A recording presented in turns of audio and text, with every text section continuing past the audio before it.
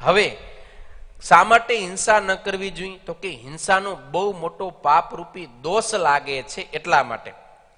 એમાંય જો અજાણતા આપણે કંઈ પાપ કર્યું હોય તો પ્રાયશ્ચિત કરવાથી એની શુદ્ધિ થાય છે, પણ જાણી જોઈને જો પાપ કરેલું હોય તો એ પાપ થકી ક્યારે છૂટી શકાતું નથી. બરોબર. મહાભારતની અંદર શાંતિ પર્વમાં આપત ધર્મમાં કહ્યું છે, કૃત્વા પાપમ પૂર્વમ અબુદ્ધિ પૂર્વમ પુણ્યાની ચેત કુરુતે બુદ્ધિ પૂર્વમ સતત પાપમ નુદતે ધર્મશીલો વાસો યથા મલિનમ ક્ષાર યુક્ત્યા. પ્રથમ અજાણતા આપણાથી કંઈક પાપ થઈ ગયું હોય ને પછી ખબર પડે કે મારાથી આ પાપ થઈ ગયું, તો આપણે પશ્ચાતાપ પૂર્વક જો એનું પ્રાયશ્ચિત કરી એ પાપ થકી છૂટવા માટે આપણે કંઈ પુણ્ય કર્મ કરીએ છીએ તો ધર્મશીલ પુરુષો કહે છે કે એ પાપને આપણે દૂર કરી શકીએ છીએ. દ્રષ્ટાંત આપે છે કે જેવી રીતે કોઈ મલિન વસ્ત્ર, મેલું કપડું હોય, એને આપણે સાબુથી કે પાવડરથી ધોઈ તો એનો મેલ બધો દૂર થઈ જાય છે, એમ અજાણતા જે કંઈ પાપ કર્મ કરેલું હોય પ્રાયશ્ચિત કરવાથી એ દૂર થઈ જાય છે. પણ જાણી જોઈને જે કંઈ પાપ કર્મ કરવામાં આવે છે પ્રાયશ્ચિત કરવાથી પણ એ દૂર થતું નથી. એટલા માટે જાણીને તો ક્યારેય પણ નાના એવા જીવ પ્રાણી માત્રની પણ હિંસા કરવી જોઈએ નહીં. વળી યાજ્ઞવલ્ક્ય ઋષિની સ્મૃતિની અંદર કહે છે, પ્રાયશ્ચિત્તૈ રપૈત્યોનો યજ્ઞદાન કૃતમ ભવેત કામતો વ્યવહારસ્તુ વચનાદિહ જાયતે. અજાણતા કંઈ પાપ કર્યું હોય તો પ્રાયશ્ચિત કરવાથી દૂર થાય છે. જાણી જોઈને કંઈ પાપ કર્મ કરવામાં આવે તો એ પ્રાયશ્ચિત કરવા છતાં પણ દૂર નથી થતું. કાંઈ પણ પાપ થયું હોય જાણીને એનું પ્રાયશ્ચિત પણ શાસ્ત્રની અંદર કહેલું છે. તો એ શા માટે છે? તો કે એ તો પ્રાયશ્ચિત આપનારા જે પુરુષો છે એના વચનના બળથી એ આલોકના વ્યવહારની અંદર માત્ર ભળી શકે છે. લોકની અંદર ભેળવવા માટે થઈ અને જાણીને કંઈ પાપ કર્મ થયું હોય તો મોટા પુરુષના વચને કરીને આટલી શુદ્ધિ થાય. કેટલી શુદ્ધિ? તો કે એ સમાજની અંદર, લોકની અંદર ભળી શકે છે. તમને ખ્યાલ હશે કે પહેલા એવું હતું, આજકાલ તો બહુ એવું નથી, પણ પહેલા માણસો કંઈ એવું પાપ કર્મ કરતા ને તો એને સમાજ નાત બારો કરે અથવા તો ગામ બહાર કરે એમ. કારણ કે આણે આ પાપ કર્યું છે ને, તો સમાજ એને પોતાની સાથે ભેળવે નહીં, ગામ એને પોતાની સાથે ભેળવે નહીં. ત્યારે શું કરે? એવા મોટા પુરુષો હોય એને કંઈક પ્રાયશ્ચિત આપે ને એ પ્રાયશ્ચિત જો એ વ્યક્તિ કરી લે શુદ્ધ થાય છે એમ જાણી અને સમાજ એને પાછો પોતાની સાથે ભેળવે છે એમ.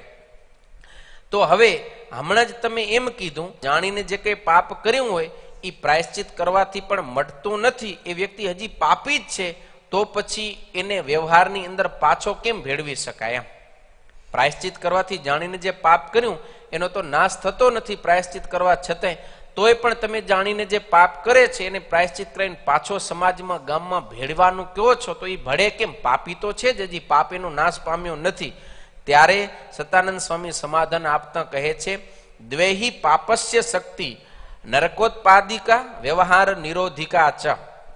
જે કંઈ પાપ છે એની બે પ્રકારની શક્તિ છે. એક તો નરકને પમાડનારી, બીજી વ્યવહારમાંથી દૂર કરનારી. તો અહીંયા કને જે પ્રાયશ્ચિત કીધેલું છે ને એ પ્રાયશ્ચિત માત્ર એને જે આ વ્યવહાર નિરોધિકા શક્તિ છે ને એ નાશ કરનારો પ્રાયશ્ચિત છે. એટલે કે વ્યવહારની અંદર જે નડતર રૂપ હતું એ દોષ એનો દૂર થાય, પણ નરકની અંદર દુઃખ ભોગવવા રૂપ દોષ છે ને એ તો પ્રાયશ્ચિત પણ દૂર કરી શકતો નથી.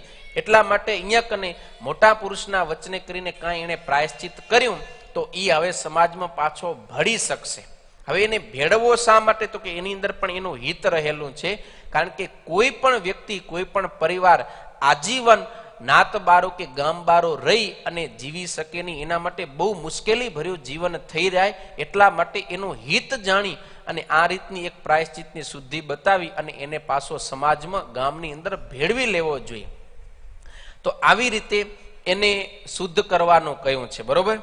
હવે પ્રાયશ્ચિત કર્યા વગર એને વ્યવહારમાં ભેળવી દે તો શું થાય? કોઈ પણ વ્યક્તિ કંઈ પાપ કર્યું અને એને હજી પ્રાયશ્ચિત નથી કર્યું ને ડાયરેક્ટ જો એને વ્યવહારની અંદર ભેળવી દે તો શું થાય? તો કહે છે કે જેની સાથે વ્યવહાર કરે એ બધાએ દોષી બને છે. જેમ કે કોઈ પાપી પુરુષ હોય, એના હાથનું જે કોઈ અન્ન જમે તો જમનારો છે એ પણ પાપી બને છે એમ, એને પણ પાપનો દોષ લાગે છે. તો આણે કંઈક પાપ કર્યું, હજી પ્રાયશ્ચિત નથી કર્યું, અને એ જો સમાજમાં ગામમાં બધાની સાથે ભળીને રહે તો પછી એ પાપી પુરુષના સંગે કરીને બીજા બધાને પણ પાપરૂપ દોષ લાગે છે. તો હવે પ્રશ્ન થાય કે કોઈ વ્યક્તિ એકાંતમાં પાપ કર્યું હોય, આપણને ખબર નથી, અને બસ એ તો જાણે કે હું નિષ્પાપ જ છું એમ જાણીને આપણી વચ્ચે જ ભળે છે, આપણી સાથે વ્યવહાર કરે છે, ને આપણને ખબર નથી કે આ પાપી છે, તો પછી આપણે શું કરવું? તોય આપણને દોષ લાગે એની સાથે વ્યવહાર કરવાનો? તો સતાનંદ સ્વામી કહે છે તો આપણને દોષ નથી લાગતો, પણ એ વ્યક્તિને ડબલ દોષ લાગે. કયો? એક તો પોતે પાપ કર્યું છે એ જ, અને વળી બીજાને પણ બધાને પાપના દોષી બનાવે છે, કારણ કે બીજા તો નિર્દોષ, એને ખબર જ નથી કે આ વ્યક્તિ પાપી છે, પણ પોતે બીજા સાથે વ્યવહાર કરી બીજાને પણ ધર્મ થકી ભ્રષ્ટ કરે છે. એટલે એક તો પોતે ધર્મ ભ્રષ્ટ થયો, બીજાને પણ ધર્મથી ભ્રષ્ટ કરવા રૂપ પાપ કર્મ એણે જ કર્યું, એટલે એને બે પ્રકારનું ટોટલ પાપ લાગશે. પણ આપણને ખબર નથી, તો પછી ભગવાન અંતર્યામી છે ને એ ભગવાન આપણું રક્ષણ કરશે. આવી રીતે સતાનંદ સ્વામી એનું સમાધાન આપ્યું છે. બરોબર?